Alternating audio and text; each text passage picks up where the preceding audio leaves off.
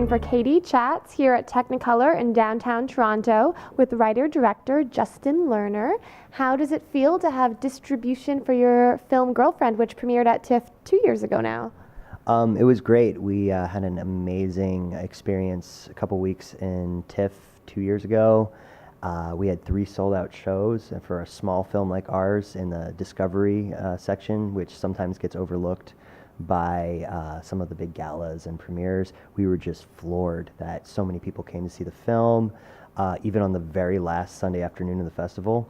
The year after the TIFF screening, we came out in the United States in 3 cities, a very small art house release. And then just this past month, we were released on DVD, video on demand, Netflix, and iTunes in the US and Canada.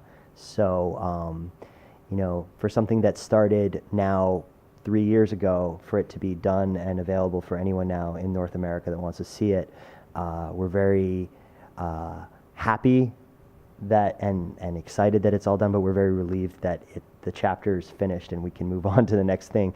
And it's a nice way to end being back here 2 years later, where we got our start. And what is at the heart of the story in Girlfriend? The film is really the journey of one young man who is in his late 20s in the film, who has Down syndrome, and he is played by my friend Evan.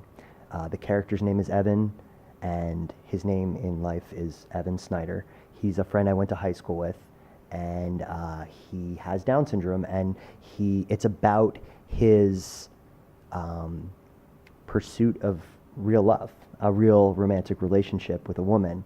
The way that he goes about it is, I think, the unique part of the story, which is he inherits some money and uses it to pay the bills of a struggling young woman who has a son who he's been in love with since they went to high school together in this very small rural American town. And it's really about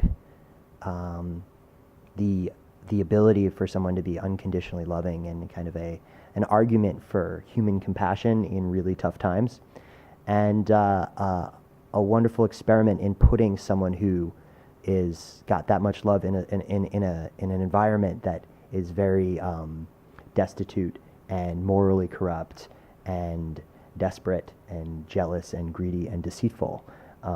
So that was really at the heart of it, and there's a lot of other things that people have taken from it, but that's where it started.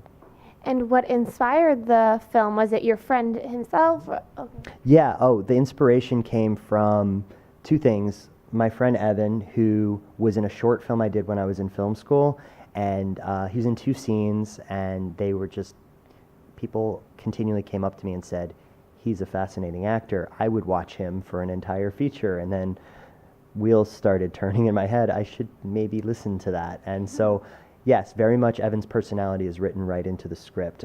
It's obviously a work of fiction, but heavily inspired by his real life desires. And his personality is right in, it's an inextricable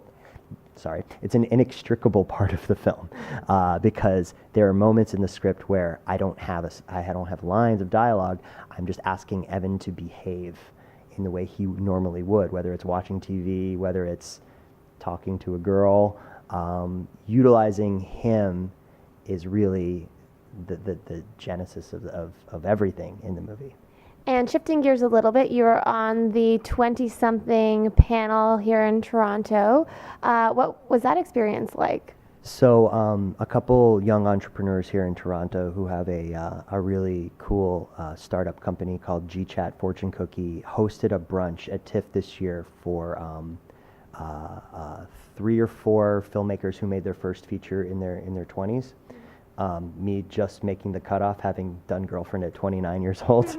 I got to be on it, and being a TIFF alumni from 2 years ago, having the film come.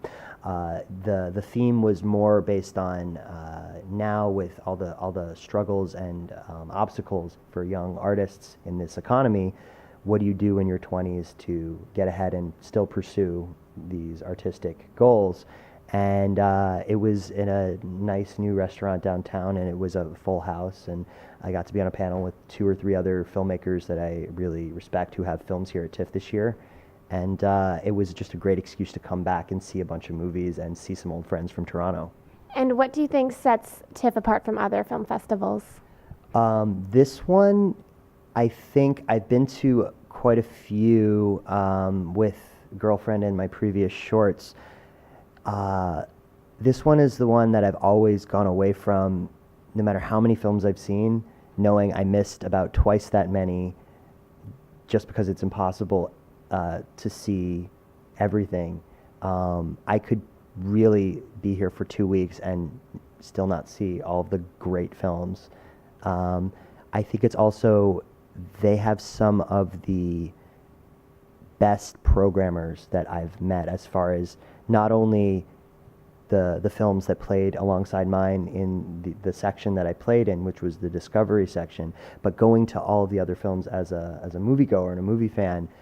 The films that they pick are always impeccably selected. They just have great taste, and the diversity. A lot of festivals seem to have a niche of one kind of film they particularly look for. Not all, but some.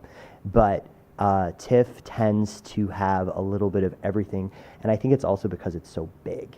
And the city of Toronto is an amazing, lovely city. So I think that, combined with the great films, I would come here every year if I could. And where's the best place to find out more information on you and your upcoming projects and Girlfriend online? So we have a website that has links to how you can see the film on Netflix, VOD, iTunes. It's just girlfriendmotionpicture.com, in which there's links to see it. We can be seen on DVD, Netflix, VOD in the US and Canada. Different links, but they're all there. Or just you can search for us, but we have a Facebook page and we have a Twitter. But the best place to go with everything is the website, which is girlfriendmotionpicture.com. Well, congratulations and safe travels home. Thank you so much. Thank you. Thank you. I'm Katie Uhlmann reporting for Katie Chats here at Technicolor in downtown Toronto.